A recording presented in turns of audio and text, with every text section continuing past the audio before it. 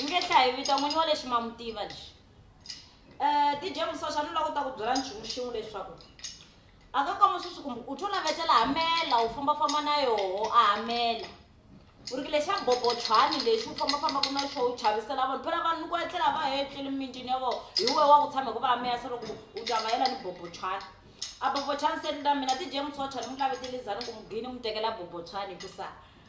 ku ni lexi a nga ni tlhava hi xona ni xi rhandzanga mina Idelina Macuacua leswaku a kumeka na ha kombeletela malembe hi dya 14 December siku leri na mina kombetela ku mina ni swi rhandzanga ni muyeleli DJ Mussothua ni ya mutsimba be a ni fambi tindoda ta mina hi teka bobotshwani leswi loma nga komo nga ha mu chavanga na bobotshwani esala liyexe hi leli bobotshwani lexi a va swi hlambisela hi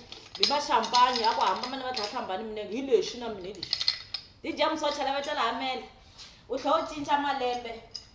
u cinca siku leswaku wena u hamba malembe hi siku la mina dya 14 December na ha swi lavi swi nga ha phinji a lembe li caku u ti hamba hi dya dozi kumbe dya dzasexi a dya 14 n'wa mmexi a bobotshwani wa DJ Mussothua phoyisa la xingondo hi lexi a nga ha na nchumu a phangala nga koho kanti yona libovu xi xateka mu nga tsandziwa hi DJ Mussothua pipi ni nga wansati hi mukoti DJ Mussothua.